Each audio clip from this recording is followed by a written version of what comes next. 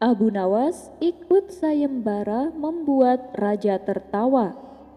Dikisahkan, ada sebuah kerajaan yang dipimpin oleh seorang raja yang tidak bisa tertawa. Itu dikarenakan sang raja telah kehilangan putra yang amat dicintainya. Meskipun peristiwanya sudah berlangsung lama, namun sang raja masih memendam kedukaan. Khawatir dengan kondisi sang raja, kemudian pihak istana membuat sayembara. Barang siapa yang bisa membuat raja tertawa akan diberi hadiah uang yang banyak. Dalam waktu sekejap, sayembara tersebut tersebar sampai ke pelosok negeri. Masyarakat pun datang berduyun-duyun untuk mengikuti sayembara yang diadakan istana. Namun, sampai saat ini belum ada yang bisa membuat raja tertawa. Pernah ada seorang pelawak terkenal menghiburnya dengan cerita lucu. Akan tetapi, sang raja hanya menatapnya tanpa ada senyum sedikit pun. Kemudian disusul oleh tukang sirkus yang mencoba menghibur sang raja. Ia melakukan akrobatik yang membuat seisi istana tertawa terpingkal-pingkal. Namun, di tengah suasana yang penuh gelak tawa, sang raja hanya terdiam dengan pandangan mata yang kosong. Sementara di tempat lain, Abu Nawas yang baru saja tiba di negeri tersebut mendengar sayembara itu. Ia pun bergegas menuju istana mencoba keberuntungannya dengan mengikuti sayembara. "Siapa kamu dan dari mana asalmu?" tanya sang raja. "Nama saya Abu Nawas, Tuan Raja. Saya dari negeri Baghdad," jawab Abu Nawas. "Oh, apa tujuanmu kemari?" tanya sang raja kembali. "Saya membawakan daging yang bisa membuat Tuan Raja tertawa. Silakan Tuan makan daging ini," kata Abu Nawas. Karena penasaran, sang raja mengambil daging tersebut dan segera memakannya. Ketika ia tengah mengunyah daging, sang raja tiba-tiba tertawa sampai terpingkal-pingkal. Semua orang terkejut dan bertanya, "Wahai raja, apa yang membuat Anda tertawa?" Baginda raja lalu memberitahu, "Lihatlah, dia memakai celana terbalik. Bekas pantatnya terlihat jelas di depan," kata sang raja terus tertawa. Sontak seisi ruangan istana ikut tertawa terpingkal-pingkal melihat ulah kocak Abu Nawas. Rupanya saat raja memakan daging, Abu Nawas sengaja mempertontonkan celananya yang dipakainya secara terbalik. Akhirnya Abu Nawas pun berhak mendapat hadiah karena berhasil membuat raja tertawa. Kisah selanjutnya adalah Raja dan 5 Putra Mahkota. Alkisah, di sebuah negeri nun jauh terdapat sebuah kerajaan yang dipimpin oleh seorang raja yang sudah tua. Suatu hari, raja tersebut berkata kepada penasehat istana bahwa dirinya sudah tak sanggup menjalankan roda kerajaan. Tapi ia bingung, dari kelima putra mahkotanya, manakah yang pantas menggantikan dirinya? Lalu oleh sang penasehat istana disarankan untuk meminta bantuan Abu Nawas. "Abu Nawas? Siapa Abu Nawas?" tanya sang raja. "Dia adalah orang cerdik yang ada di negeri Baghdad," jawab penasehat istana. Rupanya sang raja menyetujui usulan tersebut. Maka ia pun mengutus beberapa orang istana pergi ke negeri Baghdad untuk menemui Abu Nawas. Singkat cerita, datanglah Abu Nawas menghadap raja yang sudah tua ini. Sang raja lalu menyampaikan maksud alasan diundangnya Abu Nawas. Setelah mendengar penuturan sang raja, Abu Nawas pun bertanya, "Lalu kriteria pemimpin seperti apa yang Tuan Raja inginkan?" tanya Abu Nawas. "Tentunya yang pintar dong Abu Nawas, dan yang lebih penting adalah harus jujur," jawab sang raja. "Oh begitu, dari kelima putra mahkota, apakah ada yang terlihat paling pintar?" tanya Abu Nawas kembali. Kalau soal pintar, hampir semuanya pintar-pintar Abu Nawas, sampai saya sulit membedakannya, ujar sang raja. Baiklah, dalam hal ini berarti yang Tuan cari adalah kejujuran.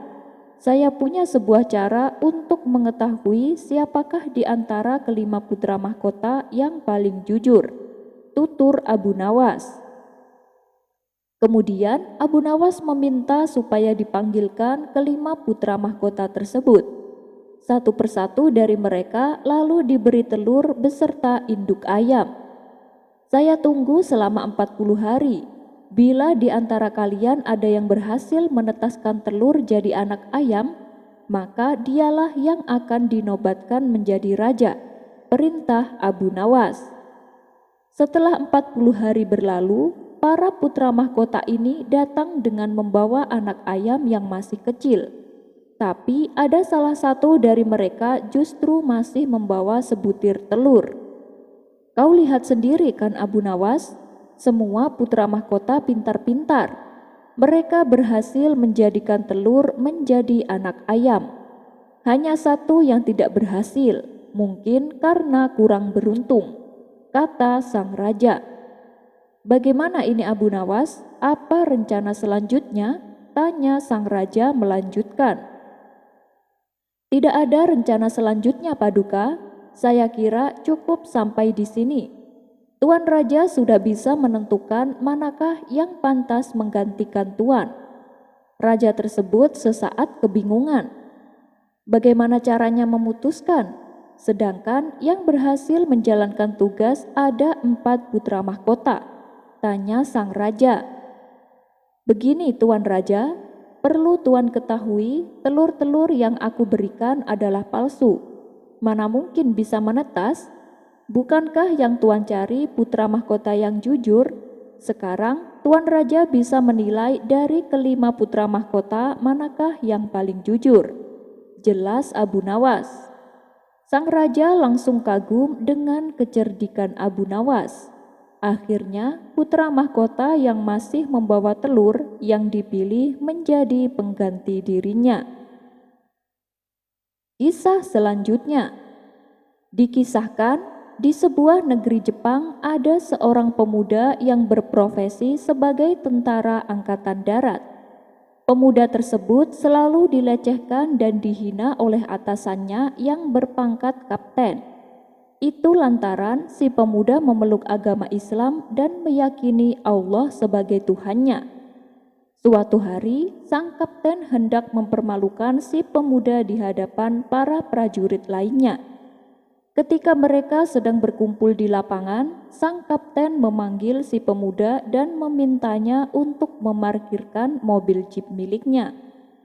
Anak muda, kemarilah, ambil kunci ini dan parkirkan mobil jeep itu di depan, perintahnya. Mendengar perintah kaptennya, si pemuda menjawab, "Siap komandan, tapi saya tidak bisa menyetir mobil." Sang kapten sebenarnya sudah tahu kalau si pemuda tidak bisa melakukan hal itu. Tapi karena berniat mempermalukannya, ia tetap menyuruh tugas tersebut. Dengan nada mengejek, sang kapten berkata, "Katanya kamu punya Tuhan Allah, kenapa tidak minta tolong saja kepadanya?" Karena tidak berani menolak perintah kaptennya, si pemuda kemudian mengambil kunci mobil dan berjalan menuju mobil jeep milik sang kapten. Saat hendak menjalankan mobil, ia berdoa kepada Allah agar bisa menyelesaikan tugasnya. Tidak disangka pemuda Jepang yang semula mengatakan tidak bisa menyetir mobil, tiba-tiba ia dapat memarkirkan mobil jeep tersebut sesuai arahan sang kapten dengan sangat sempurna. Ketika si pemuda keluar dari mobil jeep, semua orang yang menyaksikan hal itu langsung menangis, termasuk sang kapten sendiri. Mereka seakan tak percaya dan terkejut dibuatnya. Sang kapten lalu menghampiri si pemuda dan menyatakan keinginannya untuk memeluk Islam. Sontak hal ini membuat si pemuda merasa heran. "Bukankah ini hanya sebuah kebetulan komandan? Kenapa Anda sampai langsung tertarik memeluk Islam?" tanya si pemuda. Dengan mata berkaca-kaca, sang kapten lalu membuka kap mobil jeep miliknya. Ternyata di dalamnya tidak ada mesinnya sama sekali. Sebenarnya yang membuat semua orang terkejut dan menangis bukan karena si pemuda yang tiba-tiba bisa menyetir, melainkan mobil jeep yang dikendarainya di dalam kapnya tidak terdapat mesin. Mengetahui hal itu, si pemuda lalu berkata, "Lihatlah, inilah Tuhan yang aku layani, Tuhan yang bisa melakukan yang tidak mungkin menjadi mungkin, Tuhan yang memberikan hidup kepada apa yang tidak ada." Demikianlah kisah tentara Muslim Jepang yang berhasil membuktikan bahwa Allah akan memberikan pertolongan kepada hambanya ketika dibutuhkan. Anda mungkin berpikir masih ada banyak hal yang tidak mungkin bisa terjadi, tetapi bersama Allah semuanya bisa saja terjadi. Wallahu a'lam bishawab. Abu Nawas menjadi dokter, si pasien malah meninggal. Suatu ketika ada salah satu warga yang suaminya menderita penyakit batuk dalam waktu yang cukup lama. Ia sudah mendatangi semua tabib yang ada di kota Baghdad, namun penyakit sang suami tak kunjung sembuh. Kemudian salah satu tetangganya menyarankan supaya meminta tolong kepada Abu Nawas. "Dia kan bukan tabib, mana mungkin bisa mengobati," kata si wanita menolak. "Iya, saya tahu. Tapi dia pernah mengobati putra mahkota dan juga pernah mengobati Baginda Raja. Lalu keduanya bisa sembuh oleh Abu Nawas," ujar tetangganya. "Baiklah, apa salahnya kalau dicoba?" pikir si wanita. Kemudian pada esok harinya, si wanita mendatangi rumah Abu Nawas. "Tuan Abu, sudilah kiranya Tuan Abu menyembuhkan penyakit suami saya," kata si wanita dengan menangis terseduh-seduh. "Memangnya suami Anda sakit apa?" tanya Abu Nawas. "Suami saya telah lama menderita penyakit batuk. Sudah banyak tabib yang saya datangi, tapi penyakit suami saya tak kunjung sembuh," jawab si wanita. "Loh, saya ini kan bukan tabib. Saya tidak tahu caranya menyembuhkan," balas Abu Nawas. "Tapi kata tetangga saya, Tuan Abu pernah mengobati sang putra mahkota dan mengobati Baginda Raja, dan kedua-duanya bisa sembuh oleh Tuan Abu," ujar si wanita. "Kalau itu masalahnya beda lagi. Waktu sang pangeran jatuh sakit, penyakitnya karena sedang jatuh cinta. Sedangkan penyakit yang diderita Baginda Raja karena Baginda kurang berolahraga. Akan tetapi kalau penyakit yang diderita suami Anda harus mengkonsumsi ramuan obat dan itu yang tahu adalah tabib," kata Abu Nawas menjelaskan. Namun si wanita bersikukuh meminta pertolongan kepada Abu Nawas. Sejenak Abu Nawas berpikir. Akhirnya ia memberikan segelas air putih yang telah ia bacakan doa. "Minumkan air ini kepada suamimu," tutur Abu Nawas. "Apakah hanya dengan air ini batuk suami saya akan sembuh?" tanya si wanita agak ragu-ragu. "Insya Allah sembuh," jawab Abu Nawas. Maka sambil membungkuk-bungkuk tanda berterima kasih, wanita itu membawa air tersebut pulang ke rumahnya dan meminumkannya kepada suaminya. Beberapa minggu kemudian, wanita itu datang lagi kepada Abu Nawas seraya marah-marah. "Setelah minum air pemberian Tuan, suami saya bukannya sehat kembali, tapi justru meninggal dunia. Tuan adalah pembohong yang licik," ujar wanita itu dengan suara lantang. Seketika Abu Nawas terkejut mendengarnya, terlebih saat dirinya dianggap telah membunuh suaminya. Padahal air putih yang ia berikan adalah air putih yang telah ia bacakan doa untuk kesembuhan suaminya. Setelah keadaan mulai tenang, Abu Nawas kemudian berkata, Maaf Bu, soal mati itu bukan wewenang saya, sebab ajal berada di tangan Tuhan. Saya hanya menyatakan bahwa dengan meminum air, penyakit batuk suami ibu insya Allah sembuh. Si wanita membalas, tapi kenyataannya suami saya malah meninggal. Sergah si wanita. Sabar dulu Bu, setelah suami ibu meninggal, apakah ia masih batuk? Tanya Abu Nawas membela diri. Tentu saja tidak, mana ada orang mati masih bisa batuk, ujar si wanita. Nah, itu maksud saya, batuknya sembuh bukan? Adapun akhirnya suami ibu meninggal dunia, begitulah memang akhir hidup setiap insan. Saya dan ibu pun bakal meninggal. Bagaimana pula saya dapat mencegah kematian kalau takdir Tuhan yang telah menentukan ajalnya? Kata Abu Nawas beralasan. Setelah mendengar penjelasan Abu Nawas, si wanita lalu pamit pulang dengan perasaan tenang. Tukang sepatu dan istri yang berhati kejam. Pada zaman dahulu, di daerah Mesir ada tukang sepatu bernama Hanan. Ia mempunyai istri yang usianya lebih tua darinya. Istrinya ini bernama Hindun. Ia mempunyai watak dan hati yang kejam, sehingga sering memperlakukan Hanan semena-mena.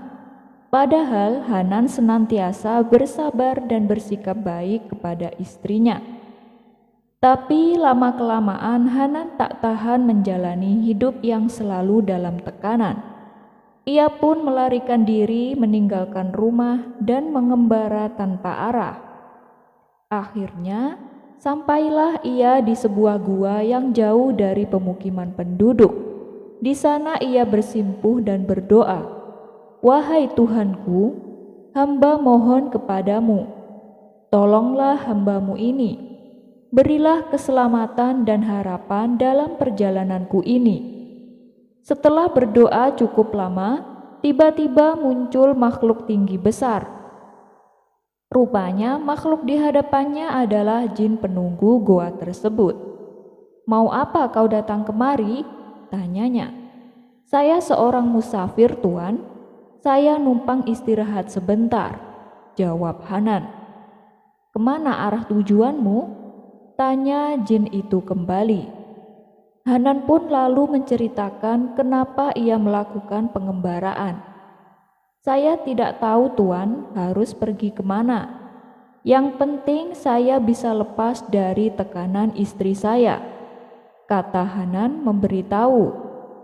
Mendengar penuturan Hanan, jin itu pun merasa kasihan. Ia lalu membawa terbang Hanan dengan kecepatan yang tak terbandingkan. Beberapa jam kemudian, sampailah mereka berdua di sebuah daerah yang berada di perbatasan Cina. Kota tersebut sangat maju dan penduduknya rata-rata orang kaya. Hanan lalu mulai menyusuri jalanan kota yang penuh dengan keindahan. Tiba-tiba, beberapa orang penduduk kota mencegatnya di jalan dan bertanya, siapa gerangan dirinya. "Saya Hanan Tuan dari negeri Mesir." "Dengan apa kau ke sini? Kulihat kau tak mengendarai apapun," tanya mereka. Ketika Hanan memberitahu dan mencoba menjelaskan cara kedatangannya, mereka malah mencemooh dan menganggapnya gila. Akibatnya, Hanan malah dilempari batu dan dipukul pakai tongkat kayu. Tidak lama kemudian, datanglah saudagar kaya dan segera membubarkan mereka. "Kalian memalukan. Orang asing adalah tamu. Sudah kewajiban kita menunjukkan keramah tamahan dan perlindungan," bentak saudagar kaya itu. Setelah menolong Hanan, saudagar itu kemudian bercerita bahwa di kota ini apabila menjadi orang miskin, maka akan diejek dan dihina. Mereka lebih mempercayai perkataan orang kaya daripada perkataan orang miskin. Saat dulu ia baru tiba di kota ini, ia juga adalah orang yang miskin, tapi ia berpura-pura sebagai orang kaya. Kemudian ia menemui beberapa saudagar kaya dan meminta pinjaman. Ia beralasan bahwa sebuah kafilah miliknya masih dalam perjalanan, dan pinjaman uang yang diberikan nantinya akan dilipat gandakan. Ketika berhasil mendapatkan pinjaman tersebut, si saudagar gunakan untuk berdagang. Walhasil, dalam beberapa bulan ia bisa melunasi semua hutangnya, dan kini menjadi saudagar yang kaya raya. Setelah menceritakan kisahnya, si saudagar menyarankan Hanan untuk berbuat sama seperti dirinya. Maka didandanilah Hanan dengan pakaian yang mewah oleh saudagar tersebut. Kemudian Hanan mendatangi sejumlah saudagar kaya yang ada di kota itu. Ia mengajukan pinjaman dengan perjanjian akan mengembalikan 2 kali lipat. Karena penampilan Hanan yang meyakinkan, para saudagar kaya langsung memberikannya. Namun setelah berbulan-bulan lamanya, kafilah yang dijanjikan Hanan tak kunjung datang. Mereka pun mulai cemas dan curiga. Jangan-jangan Hanan adalah seorang penipu. Mereka lalu mengadukannya kepada raja. Singkat cerita, datanglah Hanan menghadap Baginda Raja untuk mempertanggungjawabkan perbuatannya. Akan tetapi, raja sendiri agak terkecoh dengan penampilan Hanan ini, sebab pakaiannya yang terlihat mewah dan berwibawa. Oleh sebab itu, raja ingin mengujinya. Apakah Hanan benar-benar seorang saudagar kaya? Wahai Hanan, aku punya berlian yang akan kuberikan untukmu. Tapi jelaskan dulu padaku, kenapa kau tidak membayar hutangmu? Tanya sang raja. Begini Paduka Raja, kafilah yang membawa permata saya sampai saat ini belum datang. Adapun mengenai berlian yang akan Paduka berikan, lebih baik Paduka simpan saja, ujar Hanan. Kenapa kau menolaknya? Ini kan berlian yang sangat mahal, kata sang raja. Maaf Paduka, tapi bila dibandingkan dengan permata-permata saya, berlian Paduka tidak ada nilainya, timpal Hanan. Karena dikuasai kerakusan, raja itu membebaskan Hanan dan mengirim pesan kepada saudagar agar berdamai dengan Hanan. Sang raja memutuskan untuk menikahkan putrinya dengan Hanan. Keputusan raja tersebut ternyata mendapat pertentangan dari penasehat istana. Ia menganggap bahwa Hanan adalah seorang penipu. Namun, sang raja menganggap bahwa sikap penasehat istana hanyalah karena didasari rasa cemburu. Sebab selama ini penasehat istana menaruh rasa cinta kepada putri raja, sedangkan sang putri tidak mencintainya sama sekali. Ketika sang putri melihat Hanan, ia terkesima dan jatuh hati. Ia pun bersedia dinikahkan dengan Hanan. Adapun Hanan meminta pesta pernikahan ditunda dengan alasan kafilah yang membawa permata-permatanya saat ini belum tiba, di mana permata-permata tersebut nantinya akan dipersembahkan semuanya sebagai mahar perkawinannya dengan sang putri. Mendengar penjelasannya tersebut, sang raja semakin tergoda. Ah, soal itu gampang Hanan, yang penting kamu nikahi dulu anak saya, kata sang raja. Sang raja lalu mengambil perbendaharaan istana guna mengadakan pesta perkawinan yang megah dan mewah. Pesta tersebut berlangsung selama 40 hari.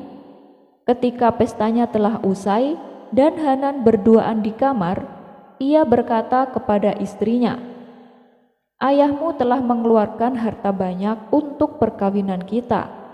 Aku merasa cemas dan tak enak hati.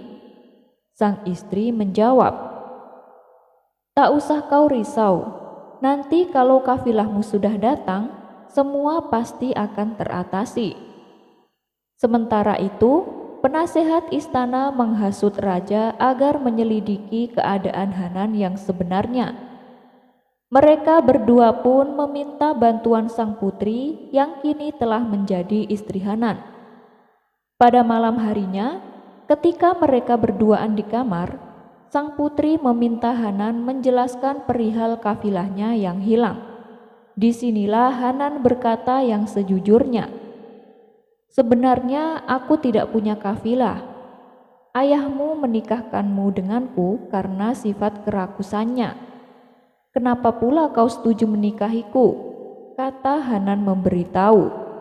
Rupanya sang putri sudah kadung jatuh hati kepada Hanan. Ia pun memberikan solusi untuk mengatasi masalah ini. Kini kau adalah suamiku, dan aku tak akan pernah mempermalukanmu. Ambillah uang 50 dinar ini, tinggalkan negeri ini. Kemudian kirimlah sebuah pesan dari tempat yang aman, dan aku akan menyusulmu ke sana, tutur sang putri. Pada malam itu juga, Hanan kabur dengan mengenakan pakaian seperti budak. Keesokan harinya, sang raja dan penasehat istana bertanya kepada sang putri, "Mana suamimu?"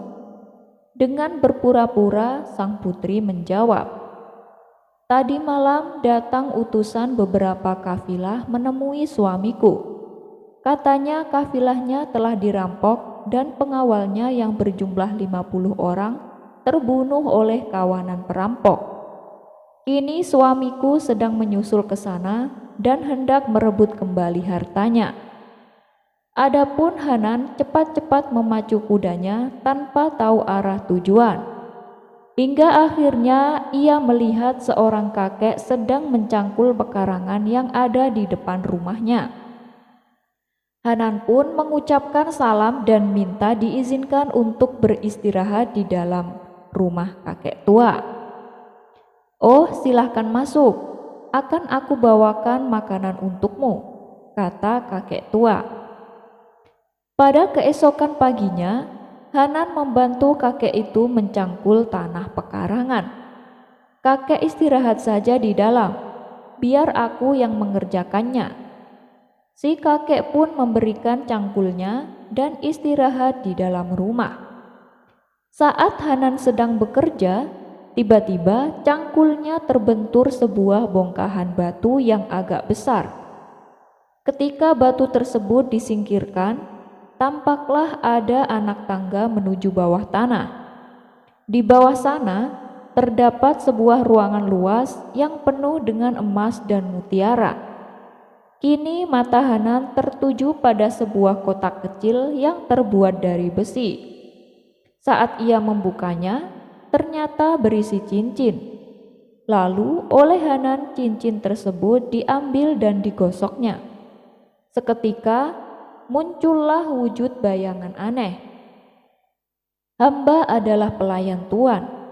Hamba siap menjalankan perintah Tuan," kata wujud bayangan itu. Hanan terkejut bukan main dan agak ketakutan pada awalnya.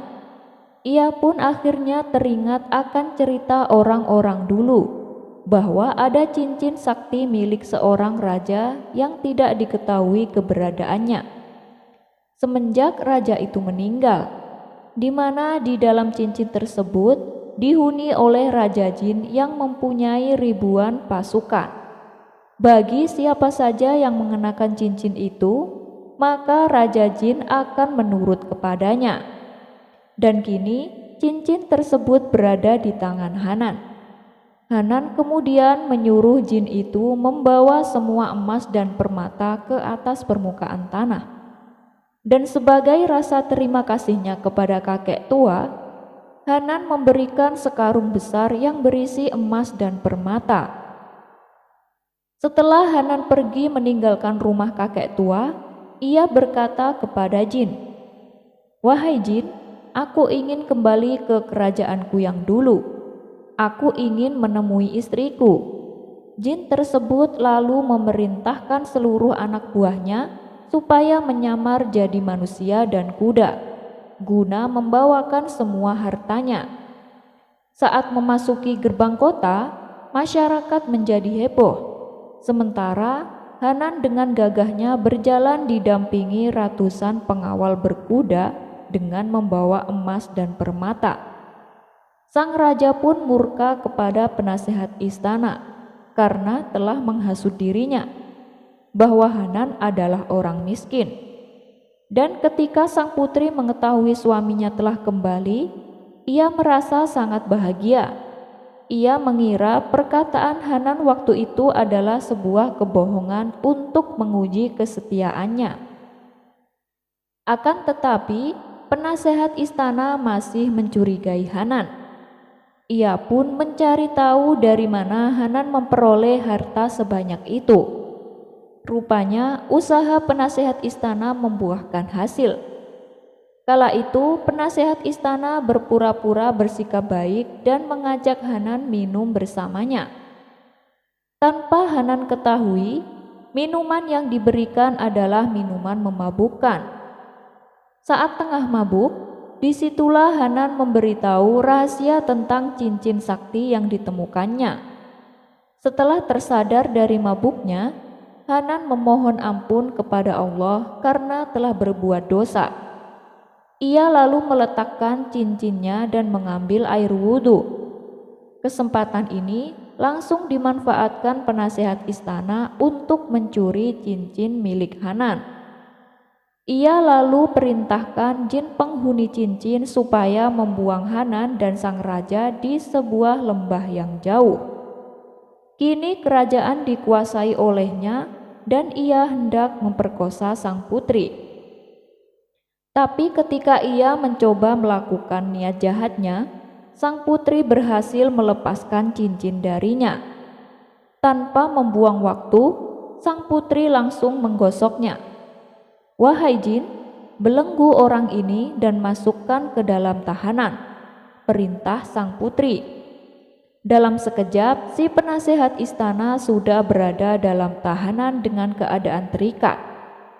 Permintaan selanjutnya, sang putri meminta ayah dan suaminya supaya dikembalikan ke istana. Akhirnya, mereka bertiga bisa berkumpul kembali.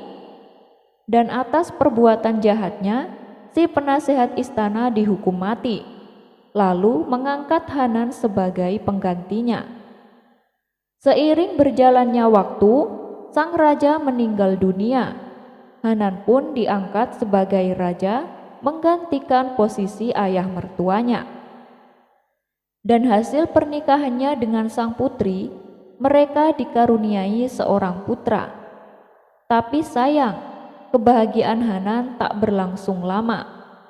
Sang putri yang merupakan istrinya jatuh sakit dan meninggal dunia. Sebelum meninggal dunia, sang putri berwasiat agar anaknya mendapat kasih sayang sepenuhnya. Selepas kepergian sang istri, beberapa hari kemudian Hanan kedatangan seorang tamu. Tamu tersebut adalah seorang wanita dengan penampilan kusam dan kumal. "Siapa kamu?" tanya Hanan. "Aku Hindun, istrimu yang dulu," jawab wanita itu. Ternyata yang datang adalah istrinya yang dulu, yang kerap kali memperlakukan Hanan dengan kejam.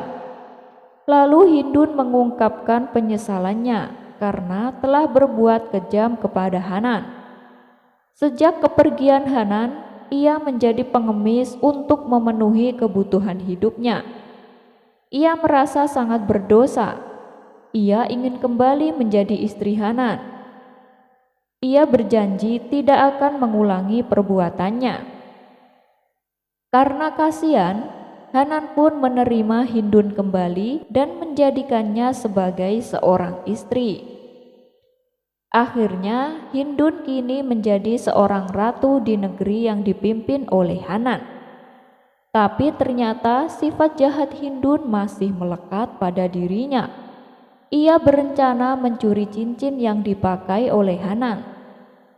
Setelah melakukan pengamatan, Hindun pun mengetahui kebiasaan Hanan.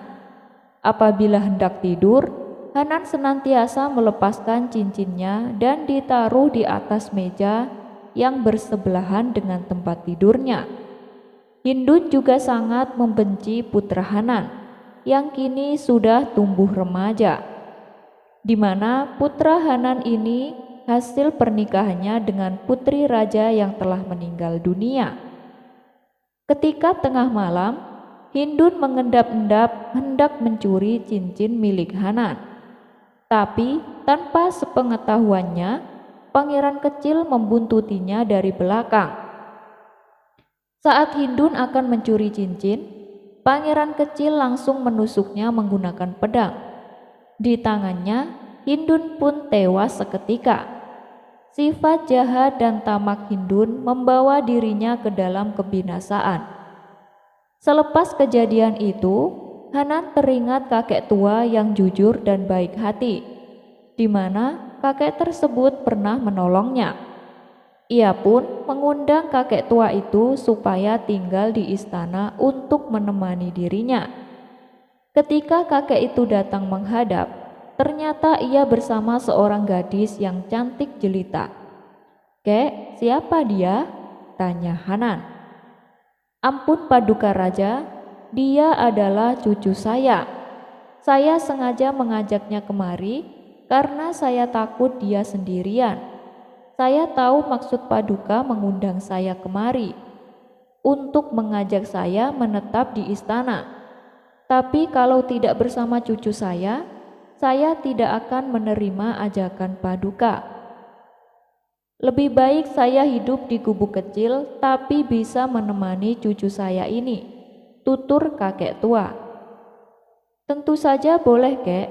Kalau cucu kakek berkenan, saya akan menjadikannya seorang istri," kata Hanan dengan tersipu malu. Cucu kakek yang cantik jelita ini menerima Hanan sebagai suaminya. Mereka akhirnya hidup bahagia dan dikaruniai beberapa orang putra. Debat seru Abu Nawas melawan pendeta. Suatu hari, Abu Nawas sedang berada di pasar ketika ia bertemu dengan seorang pendeta yang sedang membagikan brosur tentang ajaran agamanya. Abu Nawas yang selalu ingin tahu pun mendekati pria tersebut. Pendeta itu dengan ramah menyapa Abu Nawas. "Selamat pagi saudaraku, apakah Anda pernah mendengar tentang Isa anak Allah?" Abu Nawas tersenyum dan berkata, "Oh, tentu saja saya tahu tentang Isa, tapi saya punya pertanyaan yang membuat saya bingung. Mengapa Allah butuh memiliki anak? Bukankah Dia Maha Kuasa dan Maha Esa? Mengapa Dia perlu memiliki keturunan?" Pendeta itu berusaha menjelaskan, "Saudaraku, ketahuilah, Isa adalah anak Allah, bukan seperti anak manusia biasa. Ini adalah bagian dari rahasia ilahi yang sulit dipahami oleh manusia." Abu Nawas yang selalu cerdik dan humoris tertawa kecil. "Tapi maaf Tuan, saya masih belum mengerti mengapa Allah yang Maha Esa membutuhkan anak. Apakah Dia kesepian? Atau mungkin Dia merasa tidak lengkap tanpanya?" Sang pendeta mulai merasa kesulitan menjelaskan konsep Trinitas dan mengapa Isa dianggap sebagai anak Allah. Namun Abu Nawas terus memancing dengan pertanyaan-pertanyaan yang kritis. Akhirnya Abu Nawas dengan santainya berkata, "Saudaraku, saya tak ingin mempersulit debat ini, tapi Anda tahu jika Allah membutuhkan anak, mungkin saya bisa mengajukan diri sebagai calon anak Allah. Berikutnya, saya bisa kok membantunya dengan pekerjaan sehari-hari. memberikannya saran dan mungkin menggantikan Isa jika dia lelah. Bagaimana menurut Anda? Pendeta itu merenung sejenak, menyadari kerumitan konsep tersebut. Abu Nawas kemudian dengan ramah berkata, "Maaf saudaraku, jika saya membuat Anda bingung. Saya hanya mencoba memahami. Ya, mungkin kita bisa setuju bahwa keajaiban Allah tidak perlu dibatasi oleh konsep manusia." Debat pun berakhir dengan saling hormat antara Abu Nawas dan sang pendeta. Abu Nawas seperti biasa meninggalkan pertemuan itu dengan senyum khasnya. Sementara sang pendeta terdiam dalam pemikiran mendalamnya tentang kompleksitas konsep ilahi.